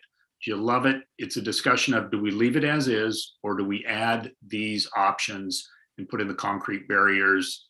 And then as a neighborhood, I think we can be more thoughtful and inclusive and have conversations about what we as neighbors would like this to be. And I can think of a million things better than this, but it's up to us to get together and decide what that looks like and or not look like. I have to be honest, I'm surprised how hard it is to get people to engage on a conversation like this. I was curious if there's anyone here with any plant knowledge. It's a pretty hot spot during the summer right through there, a lot of concrete. And I'm curious if anyone knows, or Scott, maybe you've got some experience from other installations like this. Are there super drought resistant, heat resistant plants that, like bushes or something, or low slung flowers or something, that are successful in these planters? Zach, this is Aaron, and I volunteer with the group that is responsible for removing the invasive plants, including the blackberries, from the ridge and replacing them with native plants. One of the volunteers with that group owns Vera Plants, which is a very well regarded plant store in Portland that specializes in drought resistant plants. There's a lot, I can tell you, there's a lot of energy, a lot of people who would, I'm sure, be willing to dedicate some time to maintaining these planters so they look nice. So yeah, I'm sure this neighborhood, given everything we've done so far, could provide a solution there. So I mean, I like the idea of having some greenery in that space rather than those other traffic control measures. I'm just very pleased that there's going to be something, because I will take exception to the previous comment that those of us who have been here for a long time did not see a problem. I saw a problem in this area from the minute I moved here. Traffic has always been too fast on Northeast Sacramento. That Avenue's boulevard, especially in that section, was so wide that people were coming in and drifting their cars. Something had to happen. So it's good to see that we do have some alternatives. Thank you, Aaron. I think Amanda had a question or a statement. You had posted it. Oh yeah, sure. Yeah. I just wasn't quite sure what this long-term and short-term, though. You might have said it and I missed it, but just echo Aaron's comments. I think that the planters are a great solution. I think they definitely would look better than what's there right now. And I totally get that people looking down on it that live right there would prefer that. And I don't think there's any negative for the neighborhood to do planters. So I think that that would be great. I just wasn't sure this question about how much to invest in temp versus long-term. What is temporary versus long-term in terms of when so let's say curb extensions could happen? Is there any timeline on that? So I'll give what Scott said prior, and if Scott wants to update it, he can do that. We asked for curb extensions like down on Wisteria at 41st, and there was a price of over $100,000 to do that, and there's not money in the budget for that. And as I ride my bike around Portland, I found wonderful examples over by Breakside Brewing where they've closed off this section. I would love to see it closed off and it be a little park with benches and a walkway across it that was not concrete and not cars going through it. And those are much higher dollars. And part of it is Zach did a nice job. We walked around and looked at it. You have to start moving plumbing and drains and all that stuff. It's not as simple as just pulling curbs out and cutting out concrete. So it gets more complex. But when I say short term, I mean, we have what we have, or we can have planners. In long term, if we had to raise a couple $100,000 to do something that really made this a wonderful place that looked out at Mount Hood and had benches and was a nice, enhancement to the neighborhood, I'd love that. But how long does it take to raise a couple $100,000 for a project? It takes a while. Yeah, in that case, then I think planters are a great idea. And I agree with Aaron that the neighborhood would find a way to put some nice plants in there. I agree with that. I think it's in my opinion, and it's only one of the opinions, is that it's an interim solution.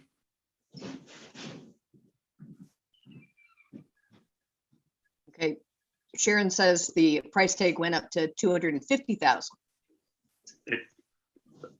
for the curb extensions, I think. So I would caution us all to not get too caught up on the price tag, but it's going to be up there somewhere. Yeah, I gave that number. I gave that number because I am not a civil engineer. I'm not a signal engineer. I'm not a traffic engineer. I'm barely a pretend engineer.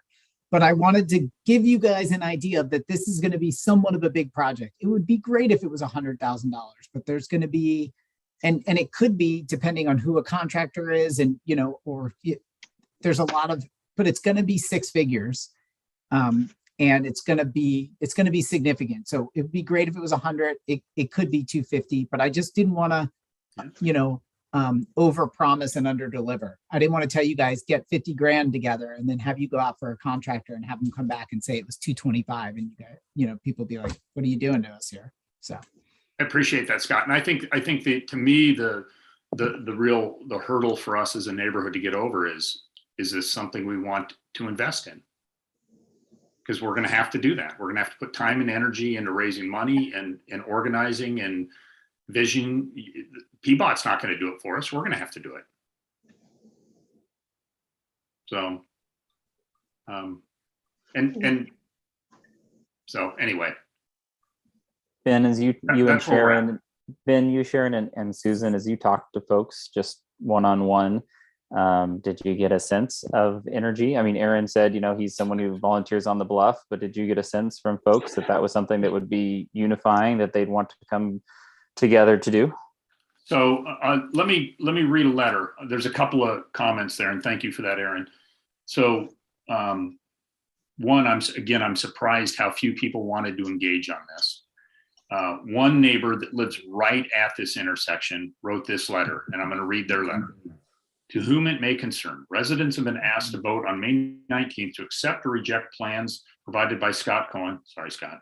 The letter is written, requested to withhold such a vote until we are able to determine if the existing modifications to the intersection have improved safety. Data suggests the changes have not improved safety for vehicles.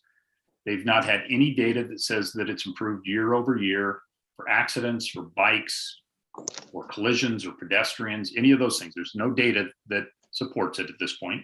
I think that's valid. Additionally, data indicates the new configuration has dramatically increased the number of traffic infractions, including failing to come to a complete stop at a sign. I ride bikes. I've lived here 25 years. I've never almost been hit until that intersection was put in myself. They have people crossing over double lines, shoulder violations, and they're naming, and I've supplied this to Tamara, and they have,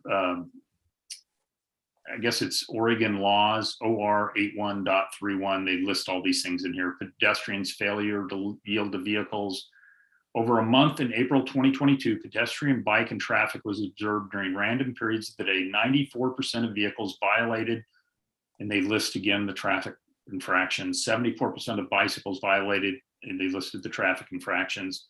The data set of 50 cars, 35 bikes. And traveling through the intersection, 14% of pedestrians violated, and they listed the infraction.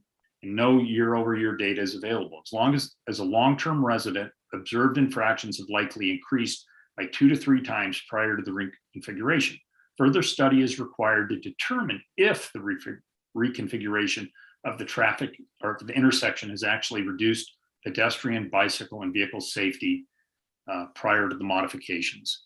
And there's a second letter from someone who was on the call earlier, similar to this. So people are more, the votes were split, yes and no, but the people who were vocal absolutely didn't think this solved anything.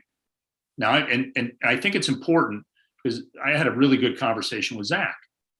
Don't think those of us who have been here don't want something to change, not in my backyard. We want to solve it. We want to make it better. I don't think we believe this solved the problem.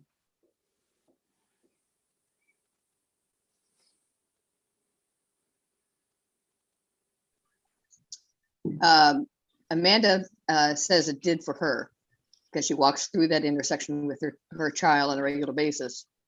Yeah, So- I mean, I would just say that like a 5-year-old navigating a bike, like riding a bike through this was so scary before. And now he knows exactly where to start, to stop, to look for cars. He only has to, like, once he knows it's safe, he only has to travel across a short distance. And then like knows that he's in a safe zone on the other side of the intersection. So I do think that there's been a really substantial improvement for people with strollers, little kids on bikes, that kind of thing, especially because the other side is bark chips, which, you know, is great for walkers and adults and everything, but for kids, it's like, you're not going to put them on a bike on that. So I do think that there has been some significant improvement through here. So I think and I appreciate that. And young families, absolutely, in my all along the block there, agree with you. But I think what we're saying is there could have been other designs that solved the same thing. So, for example, you don't have to cross that long stretch. You could have continued down Brazil to 62nd and had short crosswalks. Sure, probably lots of different solutions. Sure. Yeah, and that's I think the part that was lost in translation was having those different designs and talking about the pros and cons, because there's pros and cons to every solution that Scott or anybody would bring to us.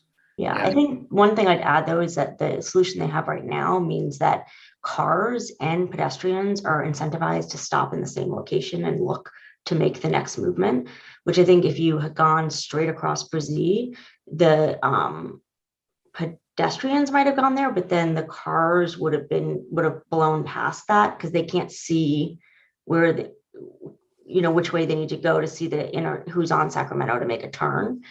So I do think that the location is on a desire line of where people are going to walk, no matter where you put the crosswalk. So it's safest. And it kind of allows cars to make a judgment and stop that and see pedestrians. Well, one thing that sight line, I think that's so important because that is such a weird angle down Brazil off of Sacramento. And if you look at the two houses from 64th towards 65th, they've got 10-foot high bushes, which are wonderful bushes and plants, but completely block the line of sight and make it dangerous. Okay, So folks, we want a time check. Okay. It is now 8:59. Yeah. And so we are at a point of, do we want to make a vote on this tonight? Do we want to postpone it? Because this is a discussion group instead of an official Land Use and Transportation Committee meeting. I am open. Is Scott still here? Scott is. Oh, sorry. You're right there in the middle. Sorry, Scott. Scott, so let me ask this. So when do you need to know this? When does this need to be implemented? Yes or no? We've been talking about it a long time. Yeah, but we have funding through the next fiscal year. So that starts in July 1. I don't know if we will have funding for changing slow streets to, the orange barrels to more permanent or more resilient things like the planters after that fiscal year. So I would say you'd want to know sooner than later. And then of course there's, you don't want to just decide right at the end of the fiscal year, because then you have to take that concept design through an engineer to construction. So I mean, like with anything else, the sooner the better. but I think, we've got some time. We'll still be installing planters through the next fiscal year, which the next fiscal year starts on July 1st of 2022 and ends June 30th of 2023. So. Kelly, your thoughts?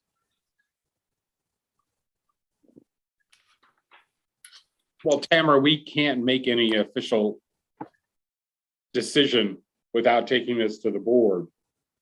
True. I'm a little frustrated that they distributed 60 flyers and maybe got a dozen responses. I don't know that it's super productive to bring this whole thing to the board and have more testimony. It might be good to take just a feeling of the group tonight as an informational vote. And then we go to the board with a summary of where we are and let the board make the final decision. Okay. Denise, did you have something to say? Nope. Okay. Not yet. All right. So just the chat. Oh, you popped up. Yes, and I did submit my statement. And I am really against having a temporary solution when really what we have right now is actually a temporary solution. So putting more money and resources and time and effort and discussion towards something that is not permanent is not my idea of how we should operate. For a variety of reasons. I've lived here for 21 years. And in addition to that, I'm all about safety. I have raised 2 girls here. We have been on scooters, strollers, bikes, rollerblades. I mean, you name it. I now have a 15-year-old who's actually learning how to drive. And this intersection is a nightmare. I have witnessed elderly people almost take out the entire intersection. So I understand that we are in a very challenging situation here. And we are, it sounds like we're really divided.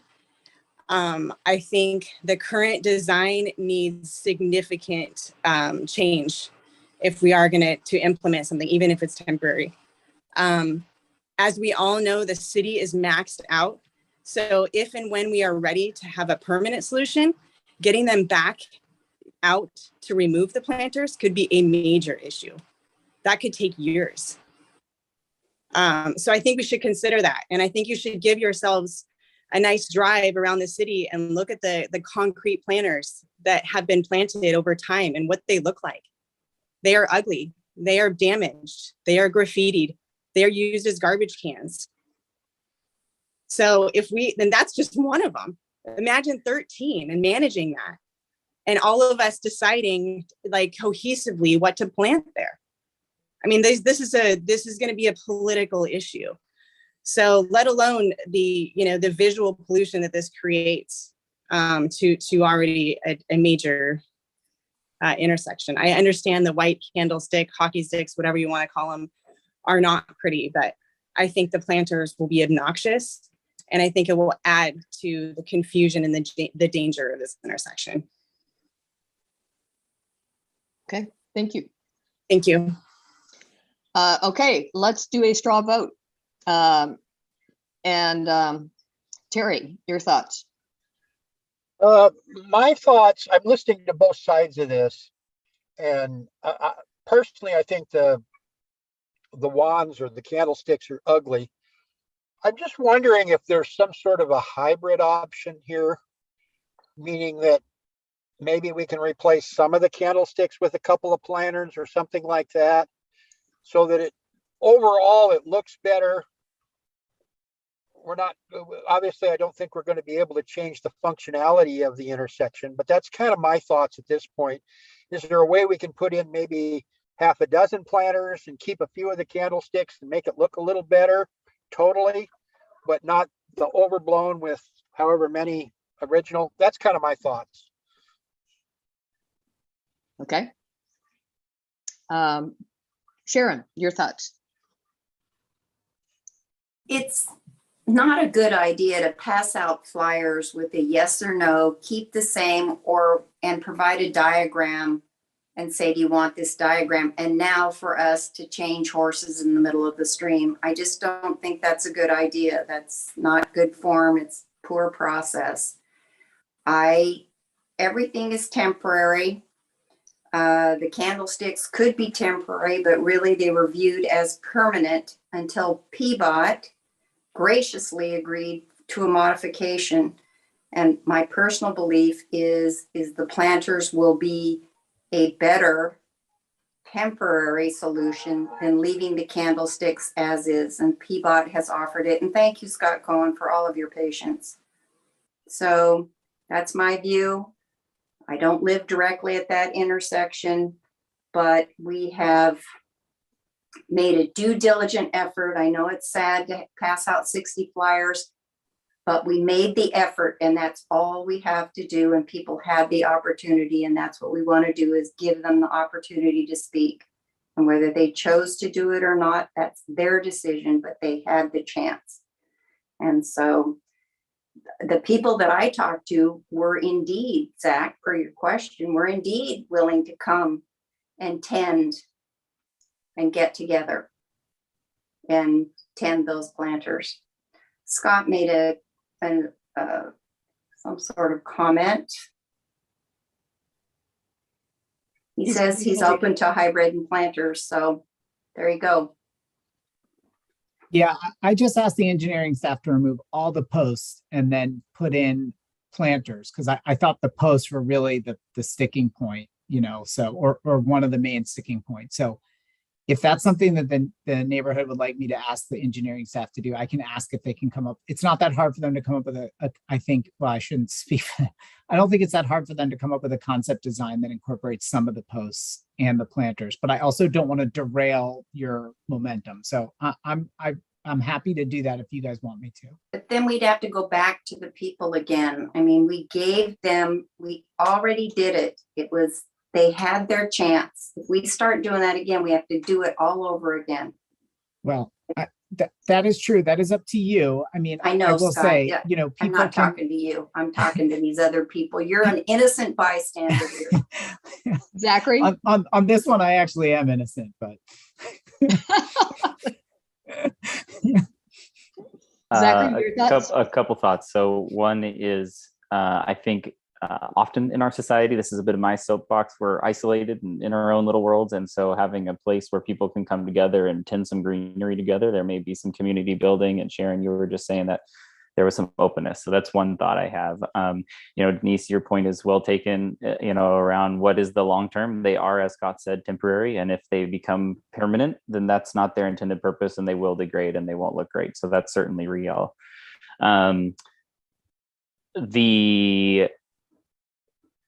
For just a technical question, and Ben brings it up around the bushes and sight lines, they're 2 feet tall. If you're talking about something sort of greenery in there, that's another foot, maybe 2 feet. Now they're 4 feet tall. And so Scott, maybe you can talk about that. How tall can the greenery be? Or are we just literally putting sight blocking plants in the street? I think that's a question, Scott, you might be able to answer.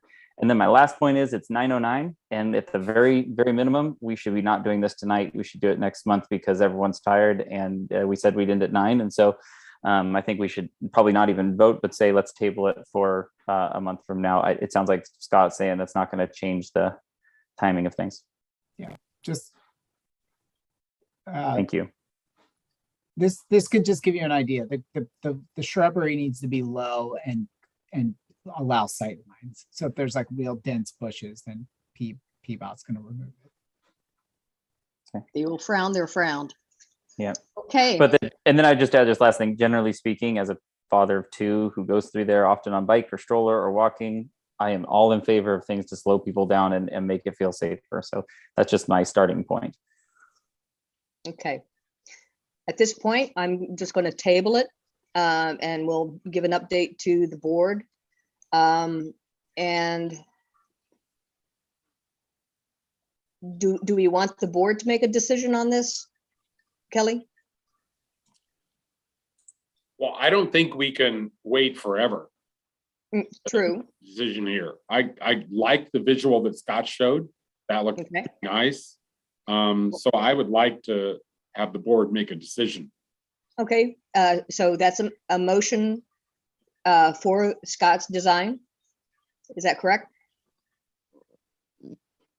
Are you taking a motion? We're not voting tonight, you said. Okay. So we're going to take this to the board. Okay, we'll take this to the board with this discussion. I think generally folks are leaning, yes, to go for the planters. I know I am. It may be temporary, but it's better than what is there now.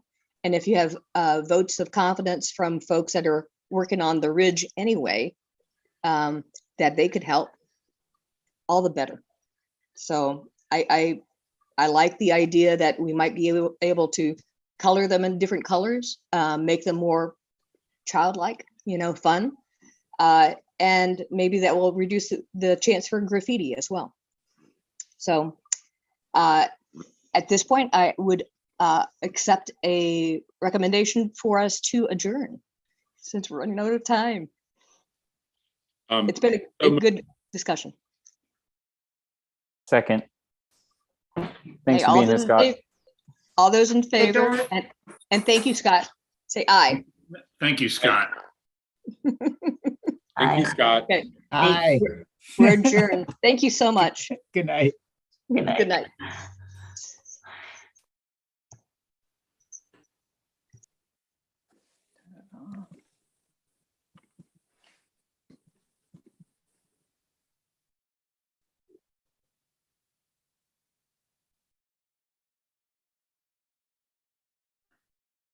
Hey, Kelly, are you figuring out a way to save those messages? Is that something we're going to do, or is that? I copied the chat for Tamara, and I can't remember how I did that. So I'm at the bottom of the chat and seeing how I copied that. I don't know if you just. I think you press the 3 buttons on the very bottom right, and then it clicks up Save Chat. I don't see that. Oh, Save chat. What's that? Yeah, I see save chat. So the save chat goes like to my computer then, I believe. It'll save it into a folder that should open up. Yep. Okay. Thank you. Hey, did you play name games with your daughter? Did you guys figure out all the people I knew? She must know a lot of them. I told you that Brian Dretke, the judge, is who I worked with on the design of the courthouse. Kelsey came to me and said, Dad, you've done federal courthouses, you've done a bunch of courthouse projects. Would you help us out in the grant? And I said, for no money? Sure, why not? And so I met with Judge Dretke, a really good guy. And anyway, Kelsey went down the list, my daughter, and she virtually recognized every name in your list. That does not surprise me. It's not a huge community, and those are pretty engaged folks. So that's fun. So anyway, that was really fun. So thank you for the list. I'm assuming she was just up for election. Is that right? Did she win? Or was she unopposed? She did. She ran unopposed last term 4 years ago. She had a challenger, and she won 65% of the vote at the last election.